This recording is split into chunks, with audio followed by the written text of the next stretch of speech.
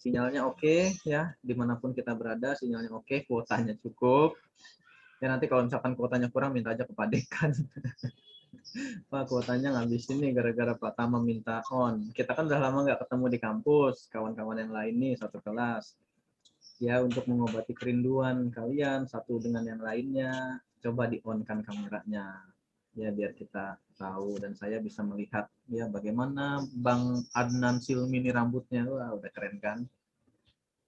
Ya, bagaimana Teh Robiatul Adawiyah ya ternyata berkacamata, jadi bisa saling mengenal juga. Kali aja kita ketemu di kampus, kemudian kita bisa saling sapa gitu kan. Oke, yang nggak bisa on nggak apa-apa, tapi mudah-mudahan yang bisa kita on biar semangat. Yang presentasinya juga semangat kalau on semua kan kelihatan. Anggap aja kita masuk kelas beneran, ya. Masuk kelas, datang ke kampus ya dengan berbagai kelelahan-kelelahannya, duduk dengerin teman-teman yang presentasi, anggap aja begitu. Oke, silahkan kelompok 1. Tidak. Pak. Oke, sebelumnya terima kasih ya Pak atas waktunya dan sudah mempersilahkan kami untuk presentasi. Oke, Bismillahirrahmanirrahim. Assalamualaikum warahmatullahi wabarakatuh. Waalaikumsalam warahmatullahi wabarakatuh. Oke, alhamdulillah kita di siang hari ini bisa hadir kembali, bisa bertatap muka kembali di kelas hermeneutika. Kemudian yang sama-sama kita hormati Pak Yusuf Rahman, kita doakan semoga beliau lekas pulih dan bisa membersamai kita kembali. Dan tak lupa juga untuk Pak Tamam yang telah membersamai kami, dan juga yang kami banggakan teman-teman semuanya di kelas hermeneutika ini. Baik teman-teman, pada hari ini kami kelompok 1 insya Allah akan mempresentasikan tentang hermeneutika Schleiermacher.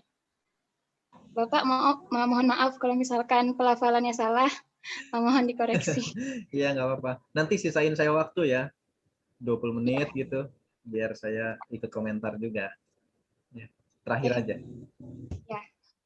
Oke teman-teman, di sini saya tidak sendiri. Saya bersama dengan Nanda Nadira, kemudian ada Robiatul Adawiyah, dan ada Endah Awalia. Oke, untuk memulai presentasi ini, mari sama-sama kita melafazkan basmalah. Bismillahirrahmanirrahim. Di sini teman-teman, sebelum kita ke pembahasan, saya akan sedikit memaparkan 4 subtema, 4 subbab yang akan kami bahas. Di antaranya itu ada biografi Schleiermacher, kemudian ada latar belakang pemikirannya, kemudian ada pemikirannya, dan terakhir implikasi kajian Al-Quran. Untuk pembahasan pertama, kita persilahkan untuk Mbak Endah. Silahkan.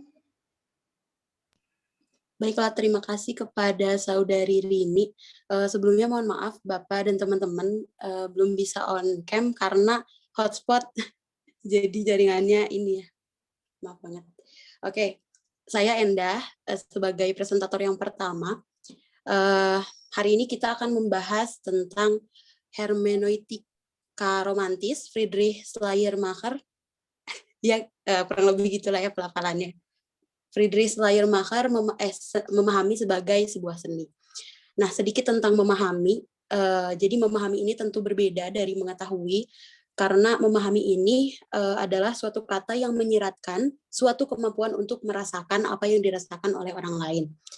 Jadi orang bisa saja mempunyai banyak pengetahuan, tapi ia mungkin tidak memiliki banyak pemahaman. Nah, memahami sebagai suatu kemampuan ini juga memahami sebagai suatu kemampuan ini untuk menjangkau pribadi seseorang. Karena memahami ini tidak bertujuan untuk memperoleh data, namun memahami ini untuk menemukan sebuah makna.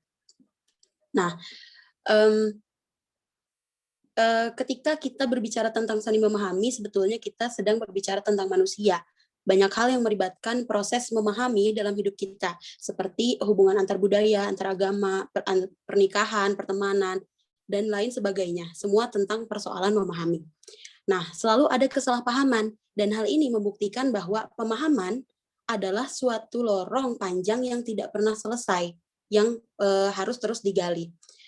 Clifford Geertz mengatakan bahwa manusia itu adalah makhluk yang terjebak dalam jejaring makna.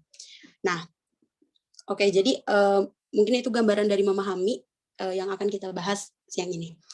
Nah, lanjut ke biografinya. Jadi Schleiermacher itu adalah seorang tokoh yang lahir pada 21 November 1768 di Breslau, Silesia, yang sekarang ini masuk kepada wilayah Polandia. Nah, nama aslinya ini adalah Friedrich Daniel Ernst Schleiermacher. Schleiermacher ini juga lebih dikenal sebagai bapak teologi Protestan sebetulnya daripada seorang filsuf. Nah, dia ini tokoh pada abad 18 yang disebut juga sebagai zaman romantik. Maksudnya di sini romantik di sini bukanlah orang-orang yang maksudnya romantis dalam percintaan atau lain-lain, tapi adalah mereka yang sangat kritis terhadap pencerahan di Eropa. Jadi kaum romantis ini ingin kembali ke alam gitu. Back to nature gitulah ya kayaknya. Jadi mereka ingin melihat komunitas-komunitas sebelum dimodernisasi untuk menemukan kembali yang asli dalam diri manusia, kayak gitu. Nah, jadi kaum romantik ini itu terdiri dari seperti sastrawan, budayawan, seniman yang hidup pada zaman itu. Dan Schleiermacher ini hidup pada zaman itu dan banyak bergaul dengan orang-orang romantis. Nah, dalam filsafat, Schleiermacher ini juga disebut sebagai filsuf agama. Pada abad 18 ini ada dua tokoh besar yang dianut dan sangat berpengaruh dalam bidang filsafat agama, yaitu Kant dan Hegel. Kant ini sangat memoralisasi agama. Jadi baginya agama itu hanyalah persoalan moral. Dan bagi Hegel, agama itu baginya adalah soal akal budi. Nah, lalu kemudian Schleiermacher ini tidak setuju dengan dua tokoh tersebut. Ia mengatakan bahwa agama adalah perasaan ketergantungan mutlak di hadapan kosmos. Nah, jadi menurut Schleiermacher itu iman religius itu tak lain daripada memandang dan merasakan alam semesta. Simbol-simbol atau ritus-ritus dalam agama tak lain adalah ungkapan perasaan religius tersebut. Lalu pandangan seperti inilah yang dipandang sebagai pandangan yang romantis yang mengedepankan emosi. Nah, lalu Schleiermacher ini wafat pada 6 Februari 1834 di Berlin setelah banyak menulis. Dan menariknya, Schleiermacher ini tidak enggan untuk menerbitkan tulisannya ini karena ia adalah seorang tokoh hermeneutik sejati yang tidak pernah puas dengan tulisannya. Lalu ketika ia wafat, tulisan-tulisannya inilah diterbitkan oleh mahasiswa-mahasiswanya hingga tulisannya itu sampai kepada kita dan tersebar luas.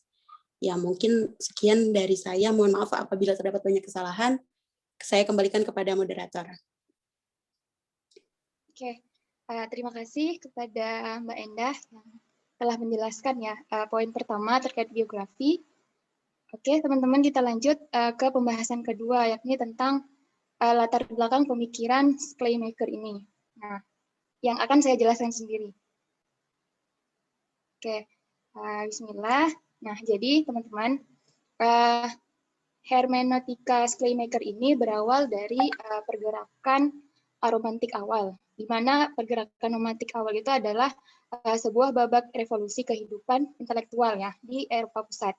Nah, pergerakan romantik ini itu adalah pergerakan yang muncul atas reaksi supremasi rasio pada abad pencerahan yang dianggap kaku dalam tingkat pemahamannya dan cenderung rasionalistik. Dan pergerakan ini juga dianggap dapat menurunkan tingkat kebenaran ilmiah yang muncul sebagai gerakan kultural di Eropa dan Amerika. Nah, kemudian pemikiran romantik ini dengan karena tadi dia cenderung ke rasional, ternyata banyak mengandung kesalahpahaman dalam interpretasi. Nah, pandangan tersebut itu kemudian mengantarkan kepada pemahaman yang berbeda dengan tokoh tadi, Schleiermacher ini, yang melihat bahwa interpretasi itu merupakan kesatuan yang tidak terpisahkan dari pemahaman. Nah, kemudian oleh karena itu, Schleiermacher ini memberikan satu konsepsi teori pemahaman yang ketat, di mana pemahaman itu harus mengikuti hukumnya, bahwa kesalahpahamanlah yang justru muncul secara otomatis, ilmiah, dan pemahaman itu harus dicari dan berdasar pada setiap langkah interpretasi. Nah, kemudian dapat dari beberapa penjelasan tadi itu, bahwa Schleiermacher ini itu, hermeneutiknya Schleiermacher itu bertolak bukan dari pemahaman, tetapi dari kesalahpahaman. Jadi yang menjadi acuan ataupun titik tolak dari kesalahpahaman itu, dari Schleiermacher ini adalah kesalahpahaman sebagaimana yang kerap terjadi di antara orang asing dan penduduk. Kemudian di antara orang-orang dari kelompok-kelompok agama yang berbeda. Kemudian juga antara laki-laki dan perempuan dan seterusnya. Nah, kemudian kesalahpahaman ini menjadi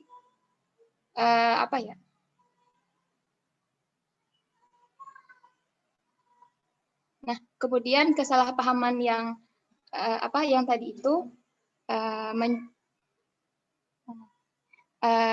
adalah suatu kekhasan ataupun ciri khas masyarakat modern yang ditandai dengan kemajemukan cara-cara hidup, artinya cara hidup yang sudah mulai beragam.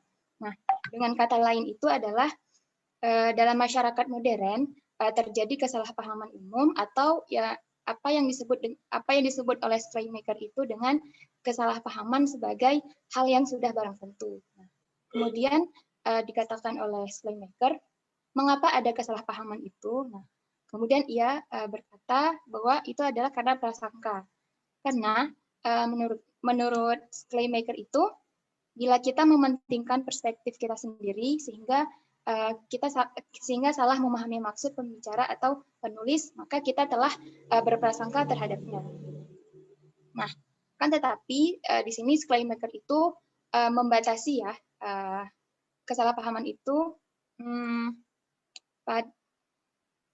Schleiermacher itu membatasi tugas hermeneutik itu ataupun hermeneutik itu pada seni memahaminya saja. Maka yang dicari itu atau yang mendasarinya adalah pemikiran di belakang atau pemikiran di balik sebuah ungkapan. Nah, kemudian hermeneutik Schleiermacher itu merupakan sebuah bagian dari seni berpikir dan karena itu bersifat filosofis. Maka kesenjangan antara kata dan pikiran itu diatasi dengan upaya rasional yang disebut dengan interpretasi. Jadi teman-teman dapat kita simpulkan ya bahwa menurut Schleiermacher ini hermeneutikanya dipandang sebagai sebuah jalan untuk menjelaskan berbagai masalah dalam kaitannya sebagai interpretasi.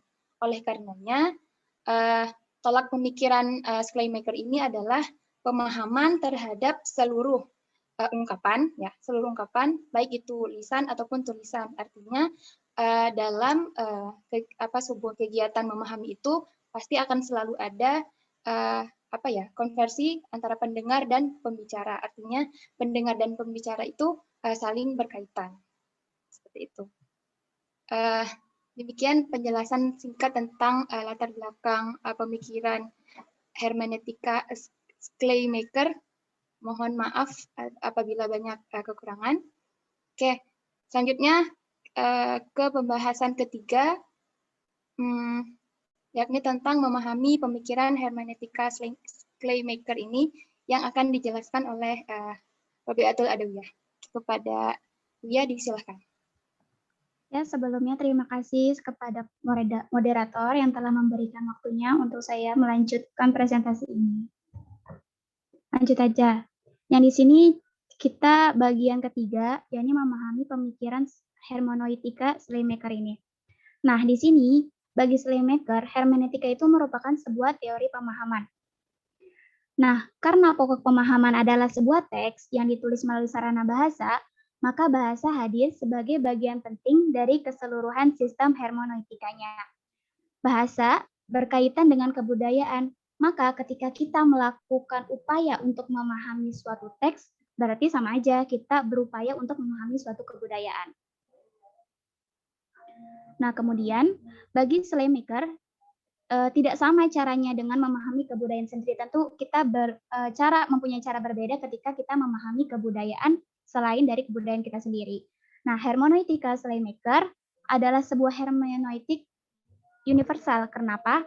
Karena pertama, dia tidak membatasi diri pada teks khusus, baik dari misalkan nggak sastra aja, nggak kitab suci aja, nggak sejarah aja, melainkan teks pada umumnya. Dan yang kedua, Schleiermacher ini mengandaikan adanya kesamaan hakikat berbagai hermeneutik atas teks-teks khusus itu. Nah, dari Schleiermacher ini kita dapat mendapat gambaran bahwasanya proses hermeneutis sebagai pembalikan dari proses penulisan teks. Kalau misalkan penulis itu kan dari pikirannya ya, pikirannya terus ungkapannya kemudian diungkapkan dalam susunan kalimat. Tapi kalau kita pembaca, kita ngelihat dari susunan kalimat, terus kita berusaha untuk sebenarnya apa sih yang dimaksud, apa yang dipikirkan oleh penulisnya ini. Nah, kemudian Schleiermacher lalu membedakan antara interpretasi gramatis dan interpretasi psikologis. Apa yang dimaksud dengan interpretasi gramatis? Yakni adalah sebuah proses memahami sebuah teks bertolak dari bahasa, struktur kalimat, dan juga hubungan antara teks itu dengan karya-karya lainnya dengan jenis yang sama.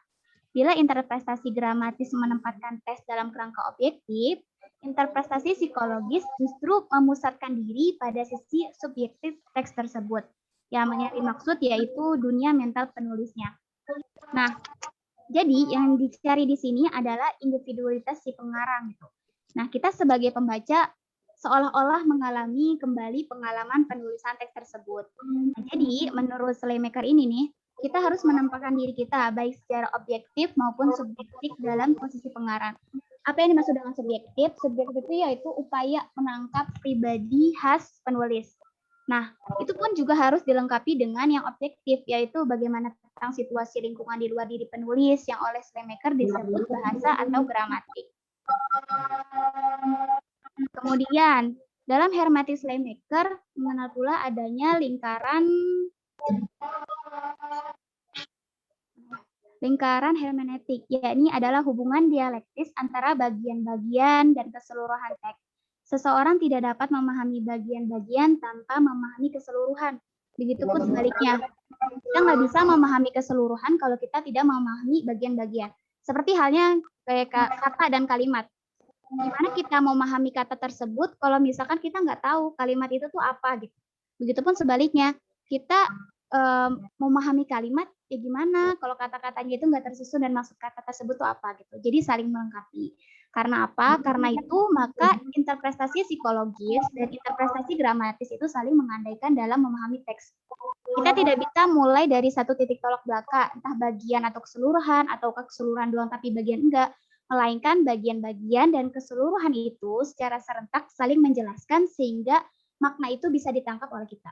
Kemudian poin terakhir, bahwasanya ada kekuatan dalam akal kita sebagai penafsir yang memungkinkan keserentakan proses itu. Nah, itulah apa yang disebut oleh Schleiermacher ini sebagai kekuatan divinatoris.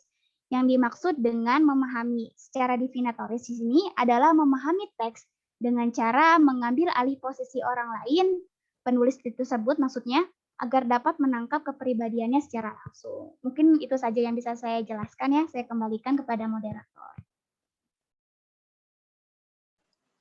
Ya, baik. Terima kasih kepada Uya yang telah menjelaskan poin ketiga ya, terkait pemikiran hermeneutika Schleiermacher itu. Kemudian kita lanjut ke poin keempat, yakni tentang implikasi dalam kajian Islam dan kehidupan, yang akan dijelaskan oleh saudari kita Nanda Nadira. Pada Nanda, disilakan. Ya, terima kasih Saudari Rini atas kesempatannya. Saya akan menjelaskan sedikit tentang implikasi dalam kajian Islam dan kehidupan. Nah, seperti yang telah dijelaskan sebelumnya oleh saudari Robiatul Adawiyah, bahwa hermeneutika gramatikal dan psikologis merupakan metode pemahaman teks yang ditawarkan oleh Schleiermacher, yaitu di mana sebuah teks hendaknya dipahami seperti pemahaman yang dimiliki oleh penulis. Nah, ini juga berhubungan dengan studi Al-Quran sendiri, yaitu prinsip dasar yang relevan dengan pendekatan asbabun nuzul yang selama ini diyakini sebagai salah satu studi penting dalam memahami ayat Al-Quran. Nah, selain itu, Schleiermacher juga menekankan akan pentingnya koneksi antar bagian teks karena antara satu pembahasan dengan pembahasan lainnya itu saling berkaitan, atau yang bisa kita sebut sebagai munasabah, baik munasabah ayah bil ayah atau munasabah surah bil surah. Sehingga sangat membantu seorang mufasir dalam menangkap maksud sebenarnya dari ayat Al-Quran tersebut. Nah, salah satu contohnya adalah kata sholat di dalam Al-Quran. Kata sholat sendiri memiliki banyak makna, salah satunya sebagai ritual ibadah umat muslim dan ada juga makna yang lainnya. Yang saya ambil di sini dari Quran surat Al-Baqarah surat kedua ayat 238 yang isinya yaitu Bismillahirrahmanirrahim. Hafidhu 'alas sholawati was sholatil wusta wa qumu lillahi qanitin. Dan juga Quran surat Al-Hajj ayat 40 yang isinya alladzina ukhriju min diyarihim bighairi haqqin illa ayyaqulu rabbunallah walaula daf'ullahin nasi ba'dahum bi ba'dil lahud dimat sawami'u wa biya'u wa sholawatu wa masajidu yudhkaru fiha smullahi katsira wa la yansurannallahu may yansuruh innallaha laqawiyyun aziz. Nah, di dalam dua ayat ini terdapat kata as-sholawat yang masing-masing memiliki makna yang berbeda, di mana dalam Quran surat Al-Baqarah ayat 238, sholawat ini bermakna ritual, yaitu ritual ibadah umat muslim. Sedangkan dalam Quran surat Al-Hajj ayat 40, sholawat ini bukan dimaksud sebagai ritual ibadah, melainkan rumah ibadah bagi umat Yahudi, yaitu sinagog. Nah, ini itu ada hubungannya dengan lafaz-lafaz sebelum dan sesudah dari kata sholawat tersebut. Nah, dari penjelasan ini dapat ditarik kesimpulan bahwa hermeneutika gramatikal Schleiermacher juga akan berkontribusi untuk dijadikan salah satu penopang metode penafsiran Al-Quran demi tercapainya cita-cita dari tafsir itu sendiri, yaitu untuk menyingkap maksud dan tujuan Allah dengan segenap kemampuan manusia. Nah, cukup sekian dari saya. Mohon maaf bila ada banyak kesalahan, saya kembalikan kepada moderator. Ya, baik, terima kasih kepada Nanda yang telah menjelaskan poin keempat terkait implikasi kajian Al-Quran ya. Nah, oke, teman-teman mungkin itu ya penjelasan terkait hermeneutika romantis dari Schleiermacher. Nah, barangkali teman-teman ada yang ingin menambahkan ataupun menanggapi sebelum kita lanjut ke sesi tanya jawab.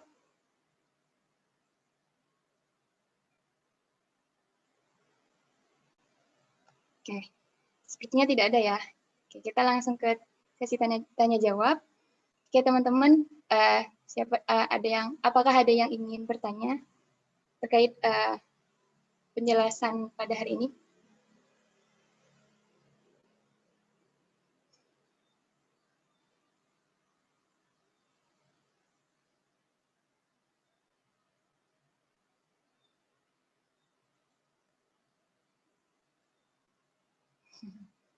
Gimana teman-teman? Apakah sudah cukup jelas atau cukup kurang jelas atau gimana?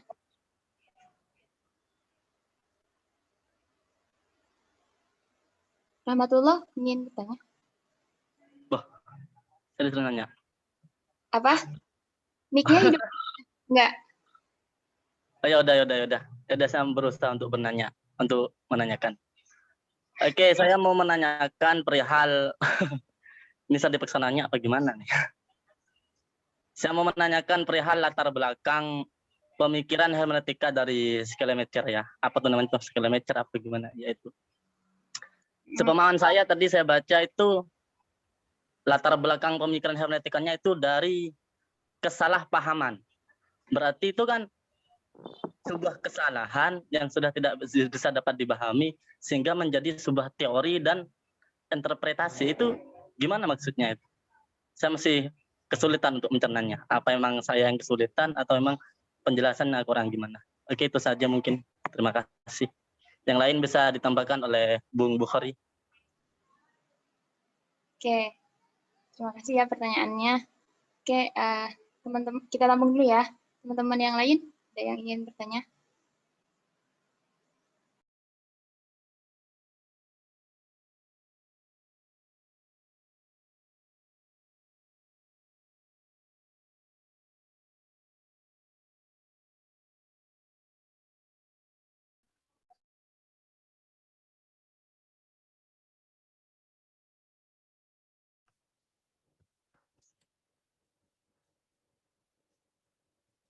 Yang lain silahkan bertanya. Dan nggak usah nggak enak sama kelompok satu, nggak apa-apa. Izin bertanya, Pak. Oke.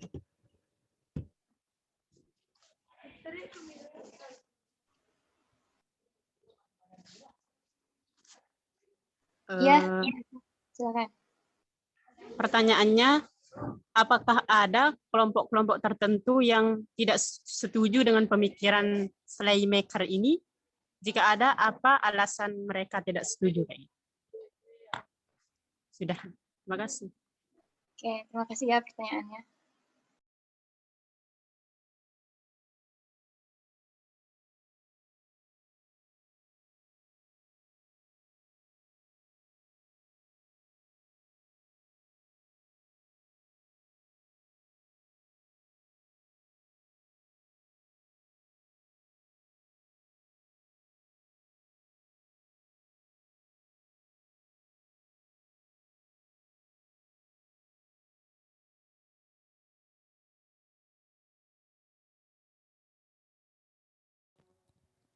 Boleh izin bertanya? Ya, silakan. Oh ya, suara saya kedengeran nggak? Dengeran. Ya, berbicara mengenai hermeneutika ya, ini kan ya bisa kita bilang sebuah gagasan dengan spektrum yang begitu luas gitu loh. Nah, saya tadi sekilas juga baca dari bukunya Joseph Blazer bahwasanya di tulisan beliau terhadap Schleiermacher ini ada dua tradisi yang mempengaruhi hermeneutika dari Schleiermacher.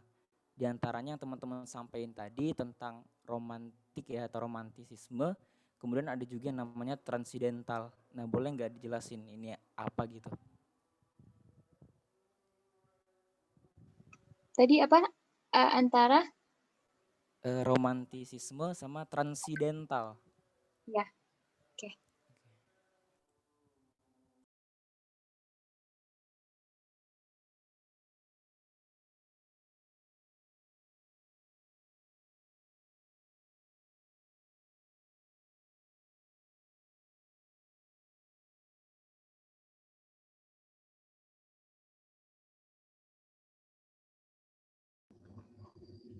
Pengen nanya Rini. Ya.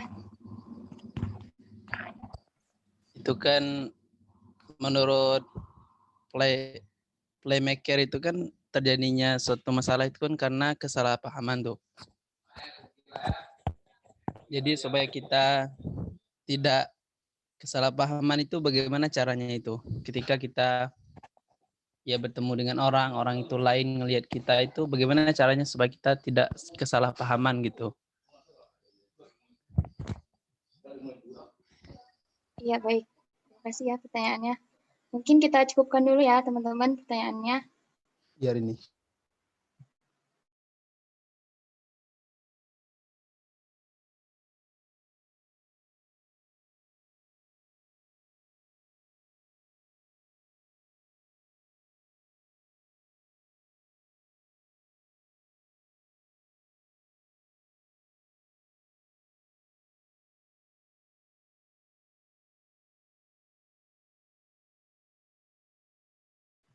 Oke, gimana teman-teman kelompok 1? Apakah ada yang ingin menjawab?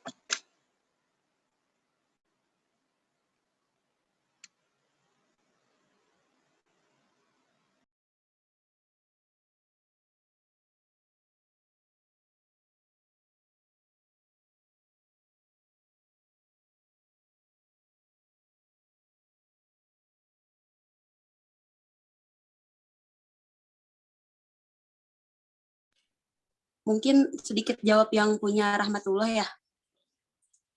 Cobain jawab. Oke, tadi pertanyaannya maksudnya dari kesalahpahaman itu ya, Rahmatullah. Nah, jadi di sini kan memahami sebagai sebuah seni. Jadi maksud dari kesalahpahaman di sini tuh kenapa berawal dari kesalahpahaman? Jadi kayak gini loh.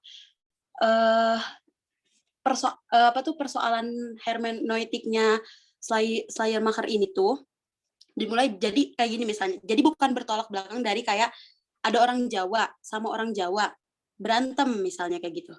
Mereka itu akan lebih mudah bakal lebih mudah baikan karena mereka memiliki latar belakang bahasa yang sama, budaya yang sama dan lain sebagainya. Tapi kalau kesalahpahaman yang membuat kesalahpahaman di situ adalah kesenjangan. Jadi misalnya ada orang Jawa sama orang Sunda berantem, mereka bakal agak lama maksudnya tuh kayak agak lama baikannya karena mereka mempunyai latar belakang dan latar belakang bahasa yang berbeda, budaya yang berbeda kayak gitu. Jadi kayak gimana ya? Kayak jadi gitu, paham nggak sih? Iya, jadi tuh gimana? Coba diperjelas.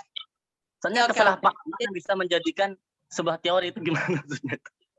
Jadi gini, misal ada orang Jawa nih sama orang Jawa, dia berantem karena dia memiliki latar belakang yang sama, bahasa yang sama, budaya yang sama. Misalnya orang Madura nih, kamu kan orang Madura, terus punya teman orang Madura juga berantem nih, pasti bakal lebih gampang baikan karena bisa berkomunikasi dengan bahasa yang sama, latar belakang budaya yang sama, kayak gitu. Ya, Itu kesalahpahaman. Ya, kayak gitu. Iya, tapi kalau misalnya kamu ke hotel, misalnya kamu di Jawa, kamu orang Madura, kamu ke hotel yang ada di Jawa, terus kamu ngobrol sama resepsionis yang nggak bisa ngomong Madura, terus kamu bilang ngomong Madura, kamu ngomong bahasa Madura, terus si resepsionisnya kan nggak paham kan, karena kamu ngomong bahasa Madura dan dia orang Jawa. Terus akhirnya di situ ada kesenjangan, jadi nggak ngerti gitu, gimana sih kesalahpahaman, gitu, paham nggak sih? Nah, makanya ada seni untuk memahami, ada seni untuk menjembatani kesalahpahaman itu, makanya ada seni memahami, kayak gitu nggak sih? Aduh, kok jadi pusing ya? Gitu, Madura Rahmatullah. Mungkin yang lain ya ditambahin. Ya, nambahin ya. Di sini, kalau kenapa maksudnya bertitik tolak belakang dari kesalahpahaman, karena maksudnya gini, kalau misalkan dari pemahaman, ya udah sama-sama memahami ngapain gitu kan. Ini justru karena memang tidak kena kesalahpahaman ini, otomatis gini, bahasa sama budaya pada zaman orang tersebut itu justru berbeda sama zaman dan budaya kita gitu kan. Nah, karena kesenjangan antara waktu itu, pasti ada persepsi orang yang justru berbeda gitu. Kayak bahasa aja misalkan apa gitu ya, misalkan yang kayak kalau misalkan yang ngambil mata kuliah metode pemahaman hadis, kayak surah kan ternyata dulu tuh berhala gitu. Tapi sekarang kita tahu kalau itu tuh patung gitu. Karena pasti ada kesenjangan pemahaman kita antara kita zaman sekarang pada zaman dahulu gitu. Maka Schleiermacher tuh ngeliat ini loh, ini tuh jadi orang-orang tuh salah paham gara-gara ini gitu. Anggapnya ini padahal maksudnya tuh bukan ini kayak gitu. Jadi makanya bertolak dari itu, maka dia berusaha untuk gimana nih caranya agar kita bisa memahami hal tersebut kayak gitu. Kayak gitu sih. Bisa dipahami nggak ya? Saya izin menambahkan. Ya, silakan. Oke, terima kasih Robiatul Adawi ya. Nah, saya kira ini pertanyaan Rahmat ini bagus sekali ya, karena dia coba menanyakan atau mengkonfirmasi apa yang dimaksud oleh Slaymaker dengan kesalahpahaman itu. Jadi begini, kan Slaymaker ini inti utama dari gagasan itu adalah memahami psikologis dari pembuat teks. Jadi yang diwanti-wanti oleh Slaymaker itu, jangan sampai kita memahami sebuah teks, tapi lepas dengan konteks pembuat teks. Misalnya begini, ketika saya bilang saya sudah makan, itu kan yang tahu artinya itu, maksud dari saya berkata begitu, itu ya saya, bukan pembaca atau yang pendengar. Makanya penting untuk misalnya untuk tidak miss pemahaman terhadap kata yang saya ucapkan itu, ya orang yang mendengar itu harus konfirmasi ke saya misalnya. Konfirmasi dalam kondisi apa saya ucapkan itu. Misal mungkin saya ucapkan saya sudah makan itu dalam kondisi saya lagi kenyang. Dari situ kita sudah bisa menerka-nerka kira-kira apa yang dimaksud oleh teks itu tadi.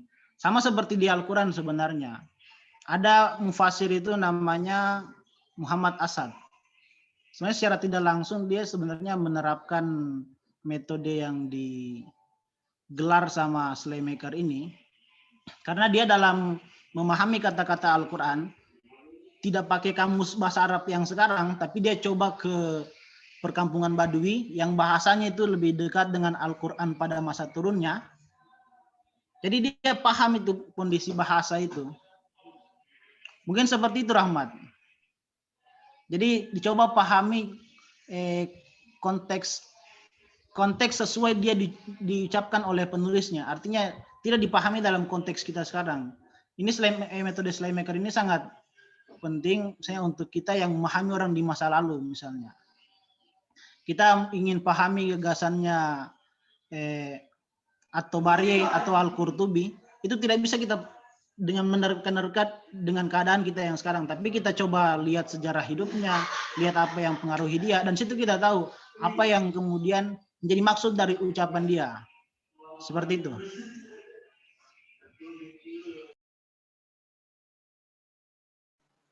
Gimana Saudara Rahmat? Oke. Siap. Nice. Terima kasih semuanya jawabannya. Terima kasih Saudara Bukhari ya yang telah menambahkan.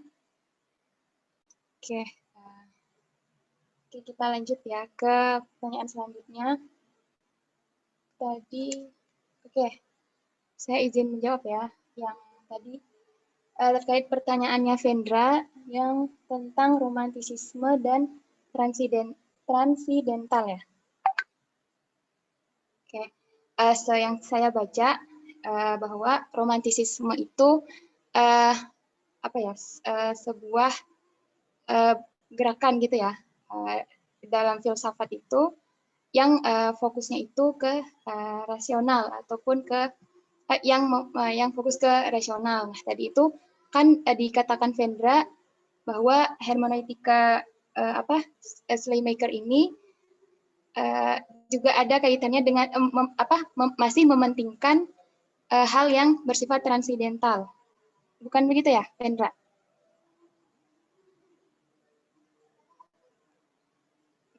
Jadi yang dimaksud dengan transidental di sini itu adalah nilai-nilai murni yang terhadap satu tujuan gitu, ataupun kesakralannya gitu, atau nilai murni yang ada pada satu objek itu. Misalkan pada Al-Qur'an gitu. Jadi filsafat ini romantisisme itu, jadi dia tidak mengabaikan nilai dari Al-Qur'an itu sendiri gitu, kayak kesakralannya, keotentikan Al-Qur'annya gitu. Mungkin itu jawaban setahu pemahaman saya. Mungkin dari teman-teman kelompok ada yang ingin menambahkan.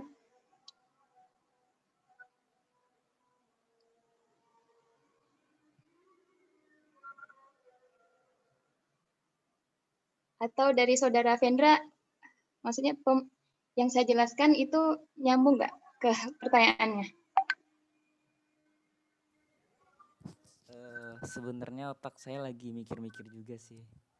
Karena emang ini pembahasan juga ke ranah filsafat ya. Dan saya Mana juga... kurang jelas. Halo, cek. Kedengeran nggak? Ya udah. Oke, sorry. Ya di sini saya juga masih memahami sih ya. Dan otak saya masih berputar-putar mungkin pada titik yang sama.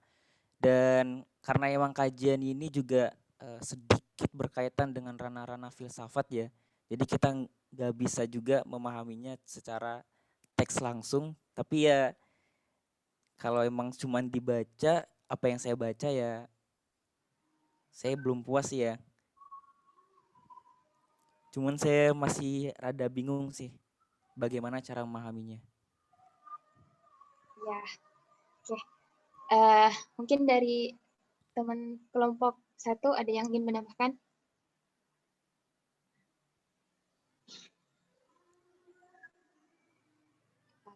Atau nanti Vendra mungkin lebih jelasnya akan dijelaskan Bapak ya. Takutnya nanti kalau misalkan saya yang jelaskan makin akan kemana-mana gitu. Oke, sip. Ya nanti saya Kita lanjut ya. hanya menambahkan aja gitu. Gimana Bapak? Maaf. Nanti saya tambahkan dikit. Ya, baik. Jawab sebisanya nggak apa-apa. Ya. Jangan takut salah. Ya. Ya Pak. Oke, kita lanjut ya ke pertanyaannya. Ada 2 pertanyaan lagi. Tadi pertanyaannya Mbak Eva ya, apakah ada sekelompok gitu yang tidak setuju dengan pemikirannya Slaymaker ini?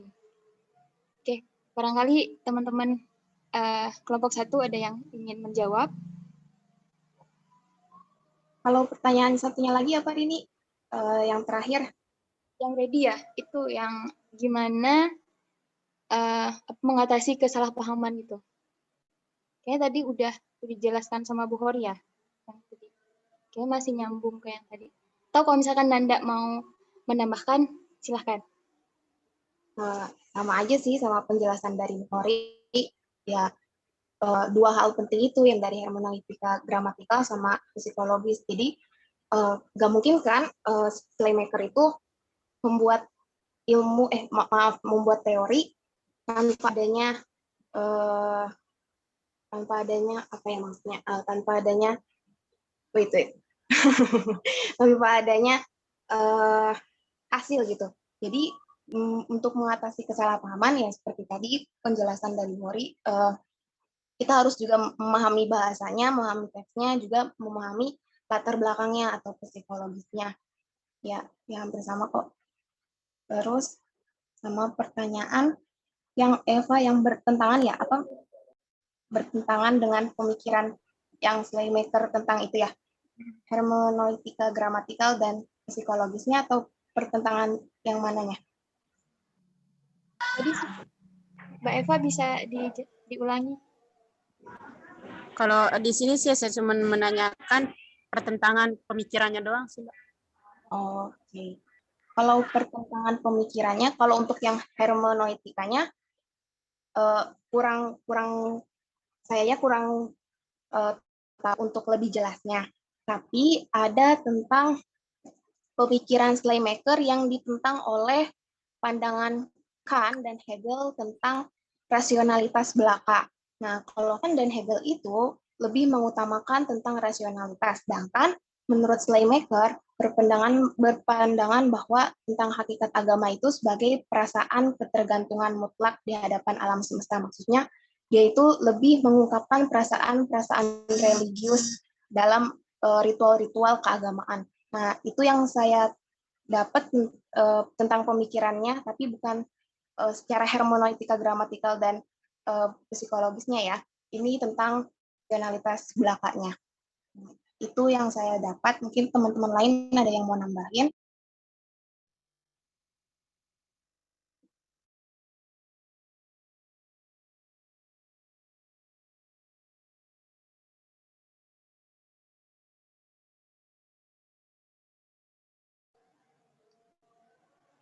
Oke, teman-teman, dari jawaban-jawaban tadi, apakah teman-teman ada yang ingin menambahkan lagi? Ada yang ingin melengkapi?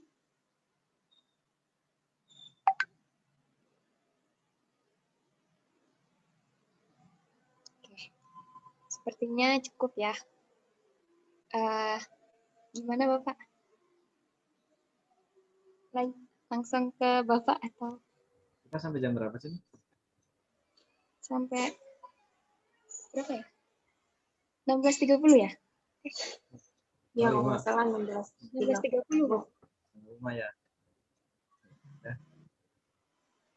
Gimana yang lain? Masih ada nggak?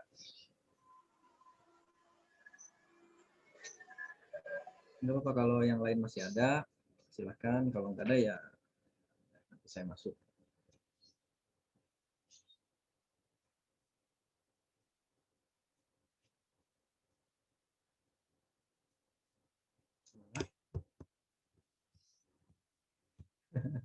Kayaknya nggak ada lagi, Pak.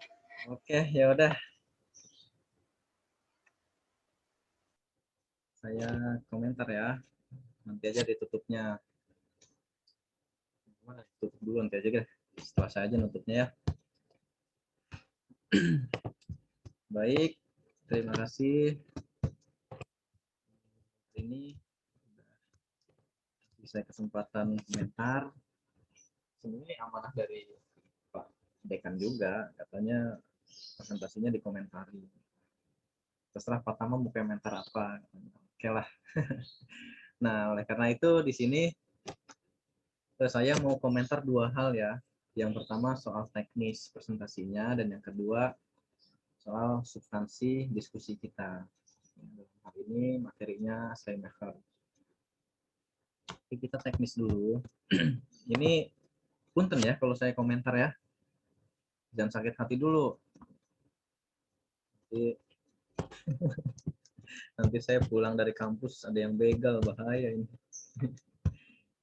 Ini saya bukan berarti mengajari, bukan berarti gimana-gimana. Ini buat kita sama-sama belajar aja ya. Sama-sama berbagi pengalaman. Anggap aja ini seorang abang yang lagi ngobrol sama adik-adiknya.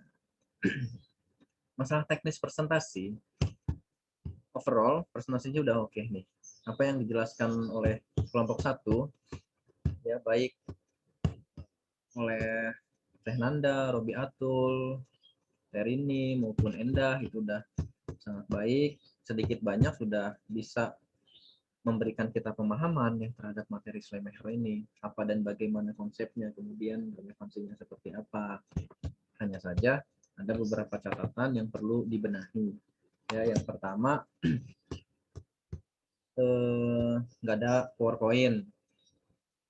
Presentasi kelompok itu antara presentasi, makalah dengan PowerPoint itu satu paket, nggak boleh ditawar-tawar lagi. Kayaknya semua mata kuliah, semua dosen kalau presentasi harus disuguhkan dengan PowerPoint yang begitu menarik ya, yang begitu skematis, sehingga kawan-kawan bisa lebih interest lagi ya, bisa menarik perhatiannya yang tadinya ngelamun ketika lihat PowerPoint. Ah, ini oke nih, menarik nih, ini mau ngejelasin apa nih, itu kan slide pertama, slide kedua gitu ya, buat memantik perhatian kawan-kawan yang lain terhadap materi yang akan kita bahas. Yang kedua, makalahnya udah oke. Sekilas saya lihat udah oke. Ya, dari cover sampai daftar isi sudah memenuhi kaidah-kaidah ilmiah ya, karya tulis ilmiah. Bagaimana mengutip, bagaimana membahas beberapa hal di bab pembahasannya. Sebagai abang nih ceritanya, sebagai orang tua, saya sarankan dari sekarang, ayo kawan-kawan serius kalau diminta bikin makalah. Bukan buat dosen ya, tapi buat diri Anda sendiri. Kalau misalnya udah terbiasa membuat makalah yang baik dan benar, nanti muaranya gampang juga ketika diminta bikin skripsi. Ya udah biasa bikin makalah yang 15 halaman, ketika dikonversi ke dalam 100 halaman, aduh gampang banget. Jadi akhirnya 2 bulan skripsi selesai. Karena udah terbiasa bagaimana ngetik ngetik-ngetik kutipan, bagaimana mengutip, bagaimana memparafrasekan, kemudian bagaimana menyadur konsep-konsep yang ada di otak kita nih ke dalam bentuk tulisan, gitu kan? Bagaimana membuat footnote, daftar isi, ya daftar pustaka, bagaimana menganalisis dan lain-lain. Kalau udah terbiasa, ya pasti nanti skripsinya gampang. Harusnya nih dari semester 1 udah dikasih tahu nih kayak gini, tapi ya nggak ada kata terlambat. Semester 6 bentar lagi lulus, nggak kerasa, ya tahu-tahu wisuda aja, padahal kita nggak pernah masuk kelas, tahu-tahu wisuda, gitu kan? Tapi wisuda nggak bisa lari dari skripsi. Latihannya adalah bikin makalah, ya sama kayak pemain bola.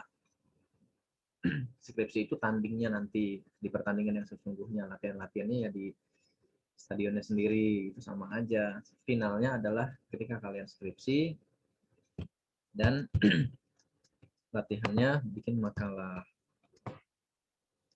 Memahami pertanyaan juga penting, ya. Itu cara jawab pertanyaan udah oke. Tapi intinya secara keseluruhan ya performnya kelompok 1 udah oke, kita apresiasi ya. Tangan aja masing-masing. Itu. Dan koreksi yang lain, di presentasinya masih baca.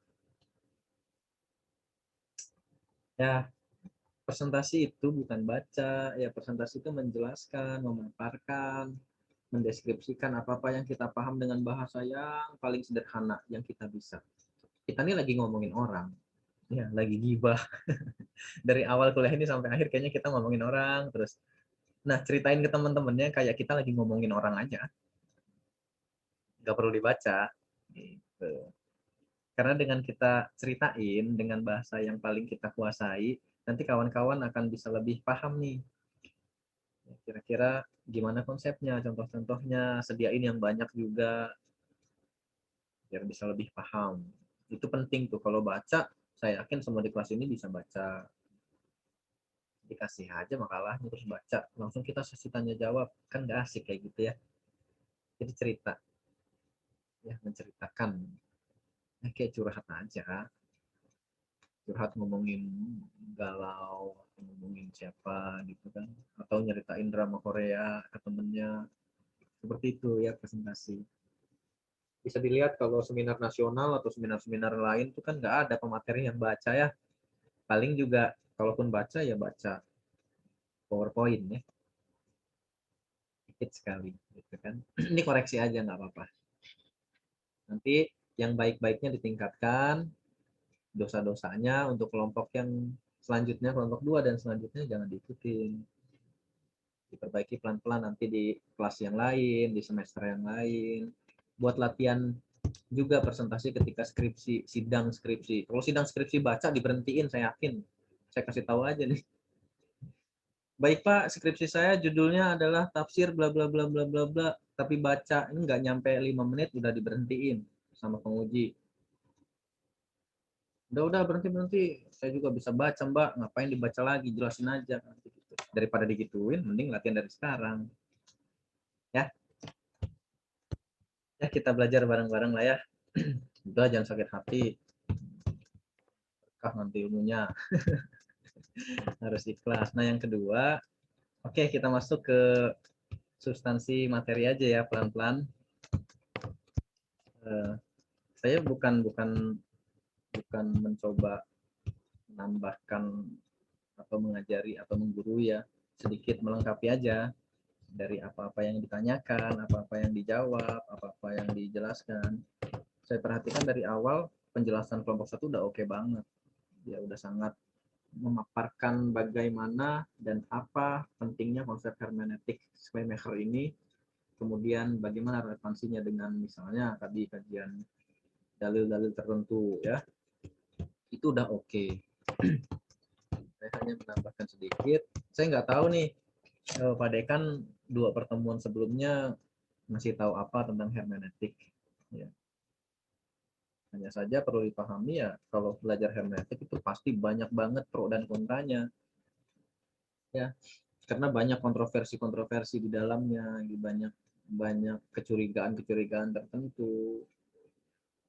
Apalagi jika dihubungkan dengan sakralitas kitab suci ya, terutama kita Muslim, Al-Quran gitu kan. Kalau Al-Quran di hermeneutika nih, jangan-jangan nih kalamullah nggak sakral lagi gitu kan. Masa omongan Allah ditafsirkan dengan semena-mena gitu kan, nggak bisa.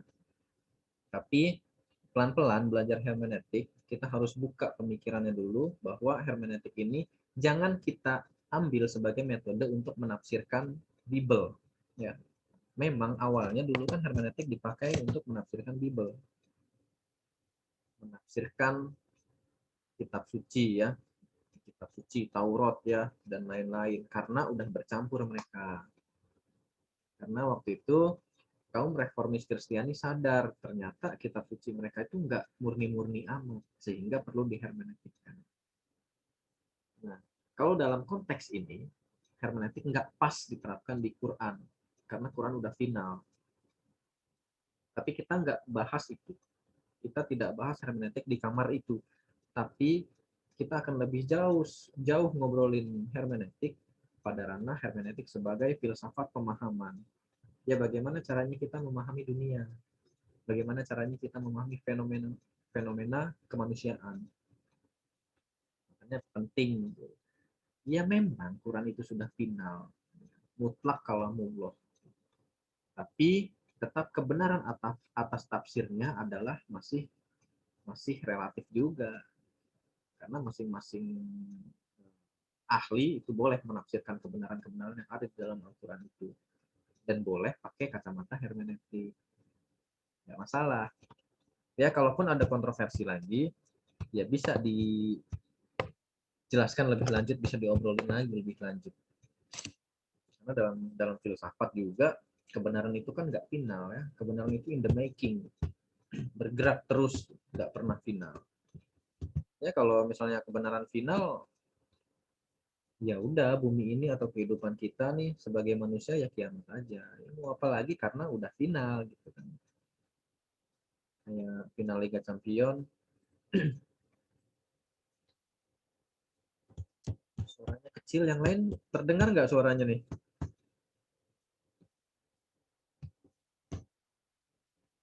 Terdengar ya? Iya, Lanjut. Pak. Oke, misalnya final Liga Champion itu kan udah pertandingan terakhir tuh, nggak ada pertandingan lagi setelah final. Ya sama aja, kalau kebenaran final ya obrolan selesai. Makanya kebenaran itu dalam hal ini adalah kebenaran yang dicapai hermeneutik itu sifatnya ongoing. Ya berlangsung terus, sehingga yang disebut kebenaran itu statusnya bergerak terus, nggak pernah selesai. Ya, kalau kebenaran berhenti, ya orang bilang misalnya benar. Misalnya Ustadz Bukhari bilang yang benar adalah A, ya udah maka percakapan berhenti aja di situ. Makanya supaya kebenaran, supaya percakapan ini berlangsung terus, kebenaran yang nggak boleh berhenti, yang nggak boleh final. Itu sih catatan yang perlu dipahami ketika kita belajar hermeneutik. Ya, kalau ada hal-hal yang bikin kontroversi, ya kita nikmatin aja, anggap aja itu sebagai satu pemahaman lain, kacamata lain yang memang perlu kita pahami lebih jauh gitu ya. Ngebahas sedikit masalah hermeneutik Schleiermacher, sedikit memberikan contoh-contoh sederhana saja ya. Karena semua pertanyaan sudah dijawab dengan baik. Iya, memang seperti halnya dijelaskan oleh kelompok 1 bahwa Schleiermacher ini adalah salah satu tokoh yang lebih dikenal sebagai teologi Kristiani ya. Teolog Protestan karena dia lahir di lingkungan keluarga Protestan. Lebih dikenal sebagai itu dibanding sebagai filsuf karena karya-karyanya lebih banyak juga tentang teologi. Ya. Dia hidup di zaman apa yang disebut romantik. Tadi udah gamblang juga dijelaskan kenapa romantik. Pada waktu itu ya memang situasinya adalah ada tendensi yang sangat kritis terhadap kemajuan ilmu pengetahuan, teknologi ya. Dalam hal ini adalah modernisasi. Bahwa orang-orang pada waktu itu, terutama pemikir-pemikirnya, tokoh-tokohnya itu rindu ya, mengidamkan satu sistem yang kira-kira dekat dengan kehidupan kita gitu. Mereka ingin semacam back to nature ya. kembali kepada kosmos, kembali kepada alam semesta yang apa adanya, ya, yang belum teraduk-aduk dalam situasi atau keadaan modernisasi. Mereka rindu dengan suasana itu. Misalnya kita hidup di sini ya, di Ciputat ya, di Tangerang Selatan ini kan kanan kiri ini banyak sekali mall-mall ya, depan belakang kanan kiri kemana aja udah ada mall, macet sekali gitu kan, kemana-mana, aduh sumpek lah gitu namanya kehidupan kota. Kemudian suatu ketika kita rindu, kangen dengan suasana pedesaan, suasana kicauan burung, yang hijaunya apa, sawah, ya. Rindu dengan suasana rumah, bahasa-bahasa daerah kita, kebiasaan-kebiasaan keluarga kita, itu kita rindu yang apa adanya, yang natural, yang tidak terkontaminasi dengan hal-hal yang bikin sumpek dan penat hidup. Dalam hal ini adalah modernisasi yang tadi itu. Hermeneutiknya Schleiermacher rindu dengan keadaan itu sebenarnya. Makanya dibilang atau disebut dengan hermeneutik romantik. Ya, terlepas dari tadi kritiknya terhadap Immanuel Kant dengan Hegel juga tadi udah dibahas ya oleh kelompok 1, itu oke banget tuh. Gitu. Nah, lanjut. Oleh karena itu kemudian kira-kira ini duduk perkara dari konsepnya Schleiermacher ini seperti apa? Sederhana aja sebenarnya, yakni ada pada bagaimana kita memahami teks-teks masa lalu. Bagaimana kita memahami kalimat-kalimat, ya, paragraf-paragraf dalam sebuah buku yang ditulis masa silam.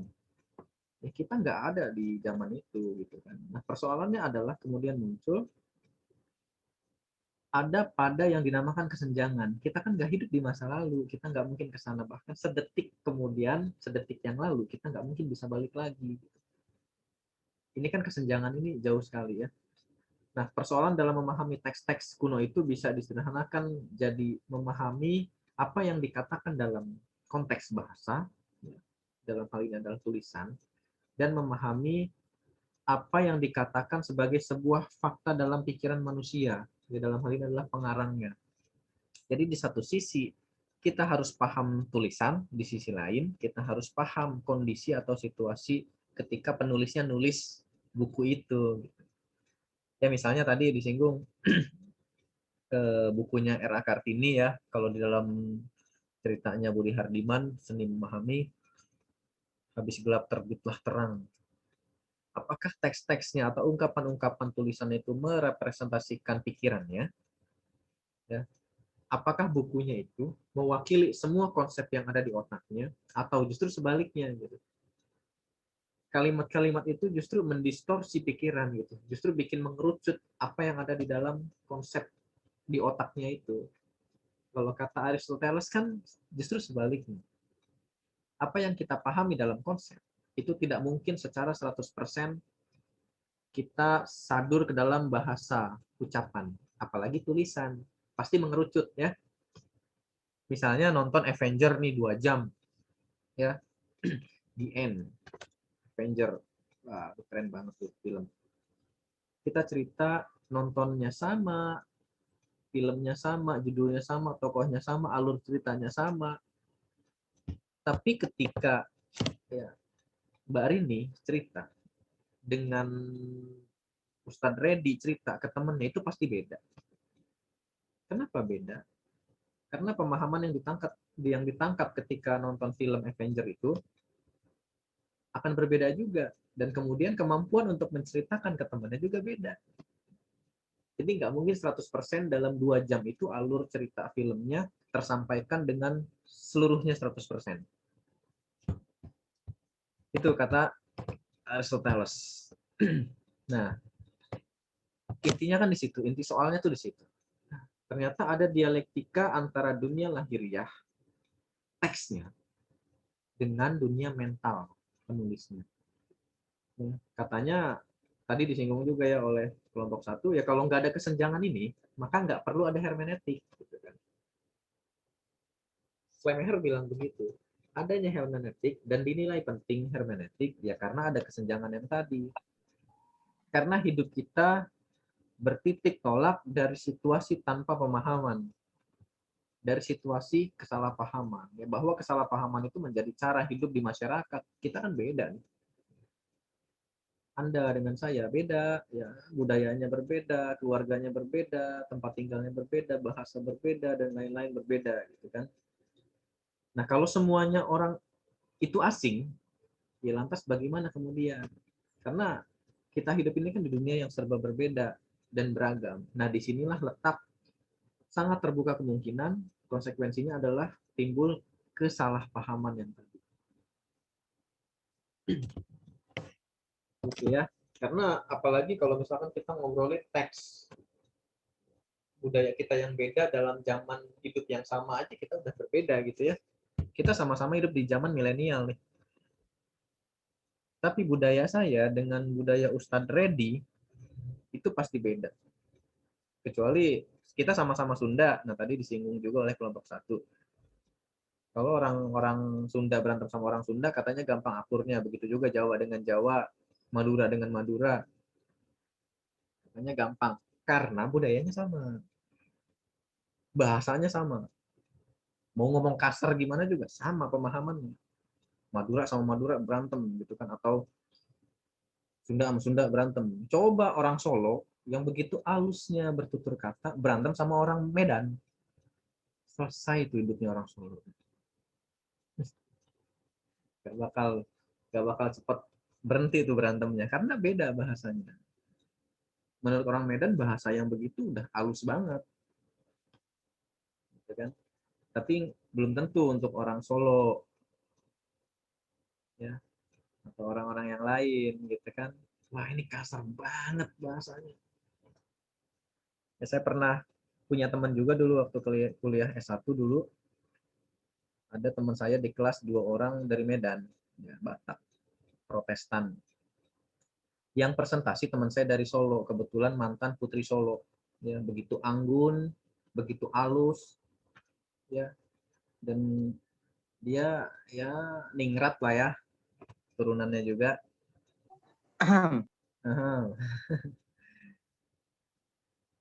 Presentasi dengan bahasa yang begitu halus. Ketika teman saya yang orang Medan nanya, itu nangis. Teman saya yang Solo nih, dianggap kasar banget sih kamu bahasanya gitu kan. Kemudian seketika, lu kasar dari mana gitu kan. Tendensi kasarnya di mana? Saya ngomong ya ngomong apa adanya gitu kan. Sopannya menurut kami itu ya begini. Wah, itu nggak selesai itu. Di satu sisi nganggap ini biasa aja, tapi di sisi lain, nah itu kurang ajar tuh, terlalu kasar bahasanya. Karena budayanya beda. Kan? Coba yang presentasi orang Batak juga, ya dilawan dengan kasar lagi, gitu kan. Orang Medan juga, aman. Nah, kesalahpahaman karena perbedaan inilah yang menitik beratkan atau jadi latar belakang Schleiermacher memikirkan tentang seni memahami itu. Kenapa seni juga? Ya karena memahami itu butuh seni, butuh kompetensi, butuh proses, butuh metode, butuh cara-cara yang harus kita pahami lebih jauh juga. Apalagi kalau misalnya kita ngomongin teks ya, bukunya Kartini, Habis Gelap Terbitlah Terang. Itu kan ada kesenjangan waktu ya. Kartini hidup di zaman apa, kita hidup di zaman apa. Sejarah masa lalunya beda. Karena ingat loh, waktu itu, waktu dalam tanda kutip, sedikit banyak juga mengubah cara pikir kita ternyata. Ya. Cara bicara kita juga berubah karena waktu. Fashion zaman tahun 70-an itu kan beda dengan fashion zaman sekarang. Ada cut bray gitu ya. Ketika itu cut bray begitu fashionable sekali. Wah, itu keren banget cut bray dengan kemeja yang agak longgar, bunga-bunga, kemudian kancingnya dibuka sedikit gitu kan. Rambut gondrong. Ah, itu udah keren banget, udah gantengnya, definisi ganteng menurut tahun 70-an, 80-an tuh begitu gitu. Coba sekarang pakai begitu udah dibilang penyanyi dangdut loh. Beda. Ini keren loh, ini fashionable. Fashionable dari mana lu kayak penyanyi dangdut? baju bunga-bunga, kemeja gombrong, kancing dibuka gitu kan. Tuh ya. Kemudian cut dry, kan beda ya. Yang perempuan juga gitu, dengan riasan rambut yang agak-agak gribo gitu ya. Coba lihat foto-foto orang tuanya, tante-tantenya zaman dulu tuh. Dilihat tuh. Nah itu udah definisi cantik menurut mereka tuh begitu. Ternyata nggak berlaku zaman sekarang. Kayak alis aja, tebal alis ketika seorang wanita dandan. Dulu dari tebal berubah ke tipis, zaman sekarang pindah lagi ke tebal lagi, udah kayak Shinchan aja gitu kan. Sama begitu. Waktu mendistorsi semuanya ya. Entah itu cara berbicara kita, cara berpikir kita, termasuk segala indikator-indikator dalam kehidupan kita, fashion, gaya rambut, ya kemudian cara bergaul dan lain-lain. Gitu. Nah ternyata bagaimana berbagai kesenjangan itu bisa dijembatani. Tadi kelompok 1 juga sudah memaparkan dengan baik. Dan ini adalah merupakan problem utama dari hermeneutiknya Schleiermacher. Bahwa dalam memahami itu, terutama dalam teks. Kalau Schleiermacher itu kan dalam kajian hermeneutik teks sebenarnya. Tulisan, buku. Ada proses menulis, bergerak dari pikiran ke tulisan. Bergerak dari dalam, keluar gitu kan. Kita punya konsep, kemudian kita tuliskan ke dalam bentuk kata-kata. Dan juga ternyata ada proses memahami tulisan, kebalikannya. Nah, bagaimana memahami isi tulisan Kartini tersebut ya? Itu akan sangat berbeda ketika kita juga memahami si Kartininya. Nah, soal inti dari hermeneutiknya Schleiermacher itu di sini. Bagaimana kita memahami substansi tulisan, interpretasi gramatis tadi yang disebut oleh kelompok 1, dan bagaimana kita memahami dunia mental penulis ya, dunia mental pengarangnya, apa yang ada di pikirannya, apa yang ada dalam konsep otaknya, isi otaknya apa gitu kan, segala sesuatu yang ada di sampingnya itu apa gitu. Yang disebut dengan interpretasi psikologis tadi. Tujuannya cuma satu, bahwa bagaimana caranya kita bisa ikut mengalami pikiran dari pengarang ya. Sehingga Kartini, Marcus Aurelius, Nietzsche, Iwan Fals, Rhoma Irama, band-band yang lain atau sastrais ya, itu kan tiap zamannya beda. Nah, intinya bukan tidak hanya ikut merasakan, tetapi juga bagaimana caranya kita bisa tahu isi pikiran mereka gitu. Nah, inilah caranya kita sebagai pembaca itu mentransposisikan diri kita pada posisi pengarang. Gimana caranya kita seolah-olah duduk di belakang meja kerja dia tuh. Intinya di situ. Jadi tadi ya disinggung juga oleh kelompok 1, akhirnya yang penting itu tulisannya atau pengarangnya gitu kan. Nah ternyata kata Schleiermacher dua-duanya ini nggak bisa disebut mana duluan. Ada yang namanya lingkaran hermeneutik. Kata Schleiermacher antara tulisannya dengan pengarangnya itu kedudukannya sama, setara. Nggak ada yang mana yang lebih penting, tidak ada yang namanya duluan. Namanya lingkaran itu kan tidak ada awal, tidak ada akhir, muter aja terus. Artinya keduanya penting. Ya. Keduanya penting, bahwa apa ya, penting juga bagian-bagian menjelaskan keseluruhan atau sebaliknya. Keseluruhan menjelaskan bagian. Nggak bisa mana duluan. Gitu. Misalnya memahami Mbak Nanda nih. Mbak Nanda, ini contoh aja ya. Misalnya Ting Bating ini nggak lulus hermeneutik. Lantas kita menjudge Mbak Nanda itu mahasiswa yang nggak baik nih, males, nggak pernah masuk sehingga kelas hermeneutiknya nggak lulus. Ini adalah bagian kecil. Tidak lulusnya Mbak Nanda di kelas hermeneutik itu adalah bagian-bagian terkecil yang tidak mungkin mewakili keseluruhan karakter dari Mbak Nanda. Boleh jadi nih Mbak Nanda nggak lulus karena sakit, karena kesibukan kerja, atau banyak faktor lah. Gitu. Artinya, untuk memahami bagaimana karakternya Ustadz Reddy, itu tidak bisa kita melihat dari penampilannya aja, gitu kan. Wah, nih pakai kopiah nih, berarti alim nih, gitu kan. Wah, keren banget. Pasti alim, anggun, bijaksana, gitu kan. Oh, nanti dulu. Ternyata penampilannya Ustadz Reddy ini tidak bisa mewakili keseluruhan karakternya. Setelah kita tahu keseluruhannya, ternyata penampilan aja nih Ustadz Reddy nih. Ternyata, waduh, kurang ajar juga nih orangnya gitu, misal gitu kan. Atau misalnya, tadi siapa yang nanya ya, di awal, Rahmatullah misalnya, dikenal sebagai orang yang nggak asik. Ini nggak asik nih Bang Rahmat nih, orangnya ngeselin, nggak asik diajak ngobrol, nggak setia kawan, jutek, penampilannya urakan gitu kan. Nanti dulu, jangan menjudge dia nggak baik dulu gitu. Ternyata setelah kita tahu keseluruhannya, ternyata ada sisi-sisi lain yang ternyata, wah nih Bang Rahmat anggun juga nih orangnya nih. Alhamdulillah. Ternyata, wah enak diajak ngobrol nih. Ternyata, asik juga gitu. Artinya menurut Selmeher, bagian-bagian belum tentu menjelaskan keseluruhan, dan keseluruhan juga belum tentu mewakili bagian-bagiannya. Jadi dua-duanya itu harus seimbang. Intinya sih di situ. Nah, intinya adalah kesimpulan sederhananya dari kelas sore ini.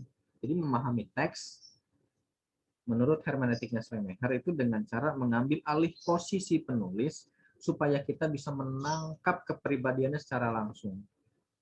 Ya, dengan memahami pengarangan lebih daripada dirinya sendiri itu gimana caranya?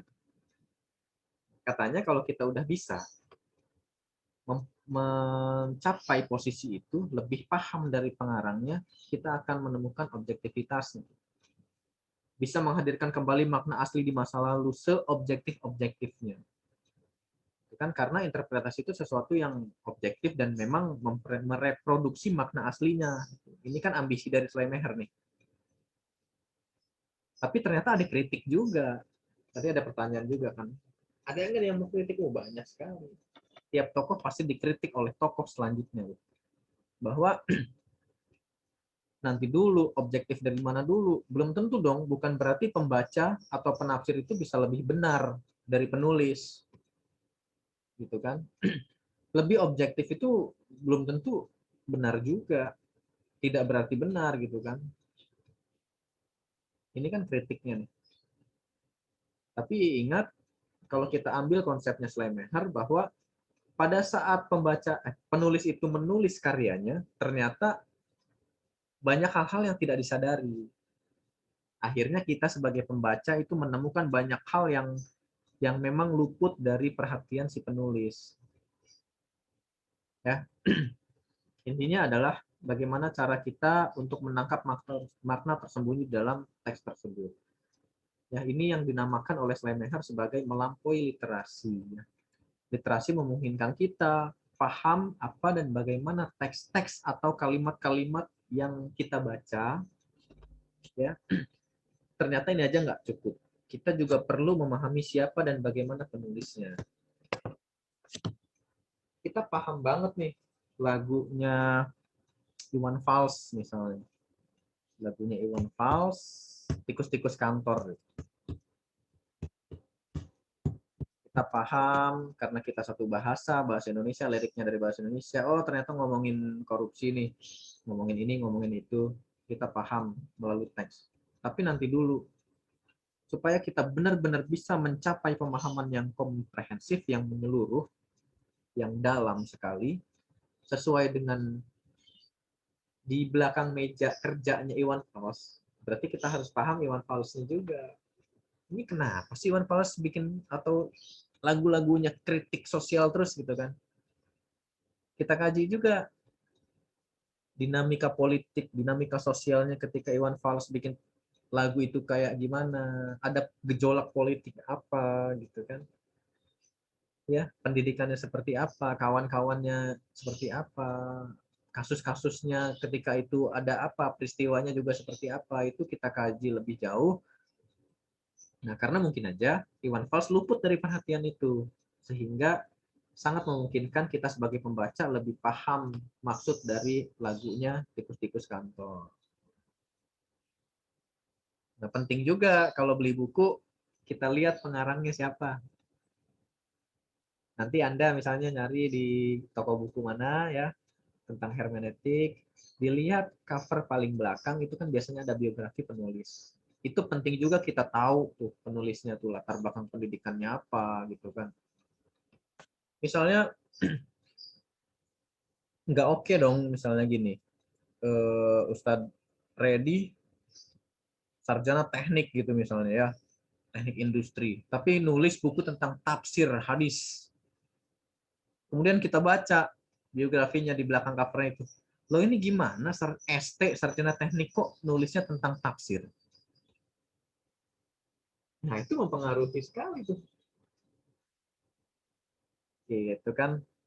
Kalau misalnya Ustadz di lulusan ilmu Al-Quran dan tafsir Usuluddin Uin Sarif nulis buku tentang tafsir, kita percaya kalau Ustadz Reddy kompeten terhadap tulisannya gitu kan. Nah, dari sini nanti kita akan bisa lebih paham. Ya, kenapa Kartini nulis buku itu ya.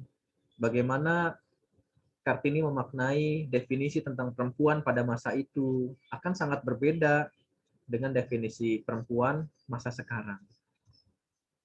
Oleh karena itu, mau tidak mau kita semacam balik lagi ke masa lalu ya untuk mengkaji ulang kira-kira definisi perempuan menurut Kartini itu apa, bagaimana dan kenapa didefinisikan seperti itu. Kira-kira ada gejolak politik apa pada waktu itu.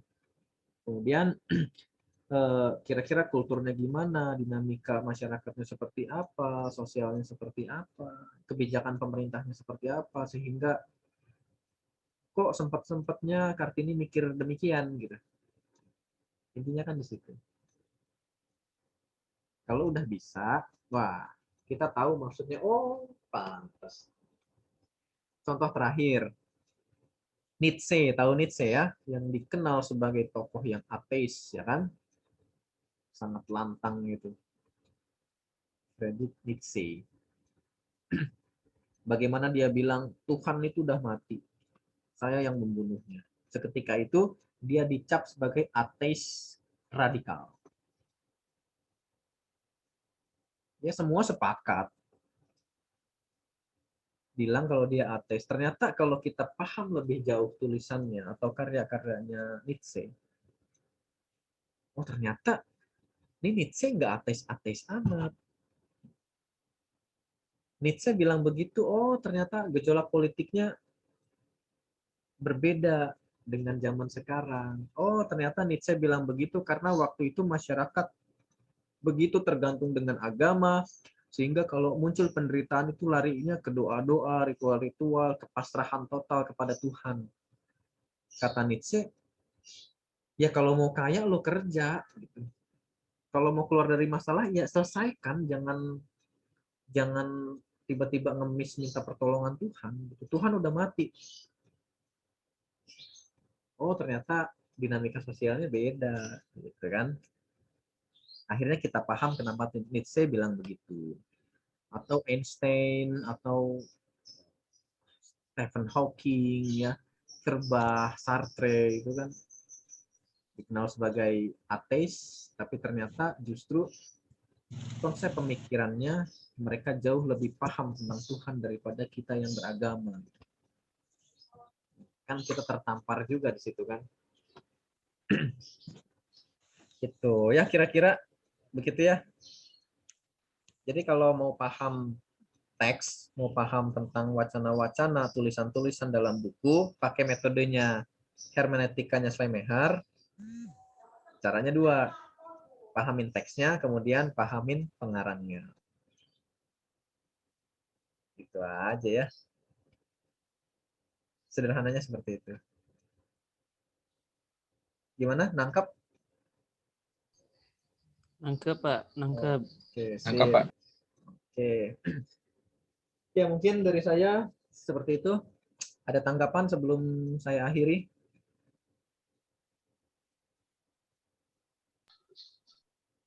Ini penyakit mahasiswa nih, kalau ditanya ada yang nanya diam, ada yang nanggapin diam. Untung nggak tatap muka loh. Udah jelas, Pak. Makanya nggak ada yang ditanyain. Oke, mudah-mudahan ya. Alhamdulillah kalau jelas. Ya ini kita sharing-sharing keilmuan aja gitu. Banyak hal juga yang akhirnya saya tahu banyak juga dari kelompok 1, dari pertanyaan-pertanyaan kawan-kawan di sini. Oke, mungkin itu aja. Terima kasih atas kebersamaannya sore ini. Mudah-mudahan materi sore ini bisa kita cerap dengan baik, kita ambil hikmahnya, kita ambil pelajarannya, biar kita bisa ngobrol kalau ketemu orang tentang Schleiermacher. Sekali-kali kalau ngobrol di kafe-kafe sambil ngopi, ngomongin hermeneutik, ngomongin keren tuh kan. Jangan ngomongin cewek aja loh. Gitu ya. Sekali-kali ngomongin yang berat-berat nggak apa-apa. Jadikan materi-materi yang berat ini jadi hal-hal yang ringan untuk dibahas di warung-warung kopi, di taman-taman, ya, di kos-kosan, ngomong gitu kan, keren tuh. Ya, mudah-mudahan ya. Saya juga mohon maaf kalau misalnya ada hal-hal atau kata-kata yang mencederai perasaan, yang nggak berkenan. Ya, saya jamin itu saya nggak pernah sengaja.